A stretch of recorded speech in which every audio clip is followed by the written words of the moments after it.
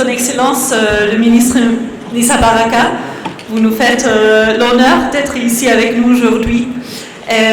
Chère audience, chers invités en vos titres, fonctions et qualités, mesdames et messieurs, au nom de la Konrad Adenauer Stiftung, la Fondation Konrad Adenauer, je vous souhaite une chaleureuse bienvenue à cet événement phare qui nous réunit ce soir. Le sujet dont nous allons parler aujourd'hui est plus urgent que jamais. Nous sommes toutes et tous conscients que le Royaume du Maroc traverse une crise environnementale considérée comme l'une des pires de son histoire. Cette crise est caractérisée par une sécheresse persistante qui dure désormais de plus que 5 ans.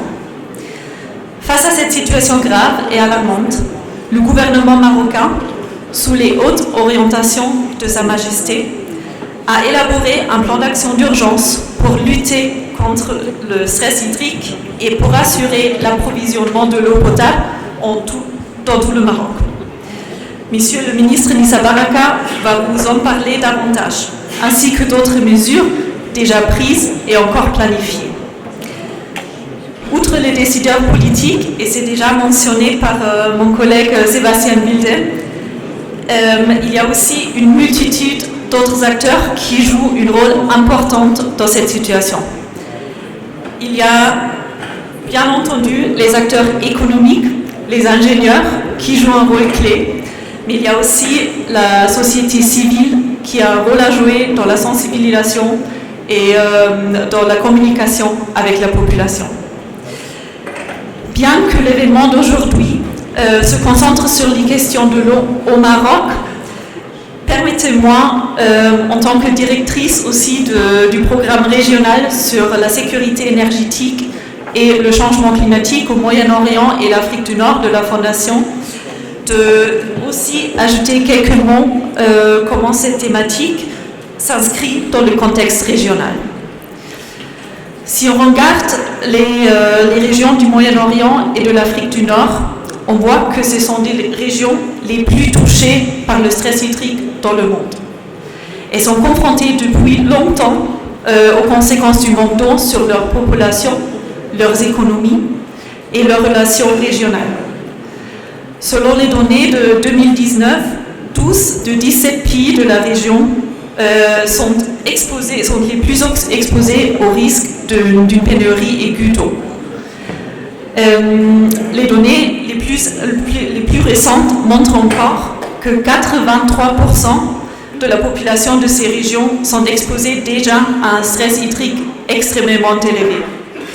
Ces populations et leurs écosystèmes ont par force une certaine expérience de l'adaptation, je voudrais dire, mais néanmoins, et ça on voit maintenant, la combinaison d'une demande croissante en eau pour les industries, pour l'agriculture, parallèlement à la croissance de la population, porte un risque d'une surexploitation de cette ressource clé. S'ajoute à cela, et on sait très bien que c'est le cas, les effets de plus en plus tangibles du changement climatique au Maroc et dans toute la région, qui rendent la situation alarmante avec des conséquences potentiellement très très graves. Ce que je veux souligner ici, en parlant de la région, c'est pas seulement que la situation dans l'ensemble de la région est grave et qu'il faut vraiment redoubler d'efforts, mais c'est aussi que le Maroc n'est pas le seul pays d'être confronté à ces défis. Et c'est, bien sûr, chaque contexte national est différent et doit être examiné dans toutes ses complexités. Je suis convaincue qu'il existe énormément de potentiel d'échange, d'apprentissage mutuel dans la lutte contre le stress hydrique. Des leçons qu'on peut tirer des approches existantes, des meilleures pratiques et des solutions innovantes. Au-delà, et malgré de nombreux obstacles, je suis aussi convaincue qu'il y a du potentiel énorme et également des synergies à trouver et à développer pour la coopération régionale. Revenons au contexte marocain et à notre événement d'aujourd'hui. La conférence d'aujourd'hui, comme était déjà mentionné, s'inscrit dans le cadre du partenariat stratégique de la Fondation Konrad Adenauer et de l'Alliance des ingénieurs Istiklaliens.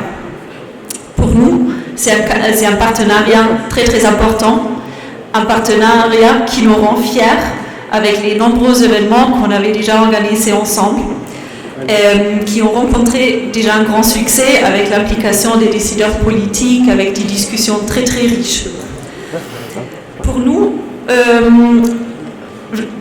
moi je suis convaincue que l'événement d'aujourd'hui va s'inscrire dans cette continuité et va aussi produire des discussions et des recommandations riches sur la thématique. Enfin, j'aimerais juste remercier les organisateurs, le comité organisateur, ainsi que chacune des personnes qui ont travaillé sur le bon déroulement de cet événement.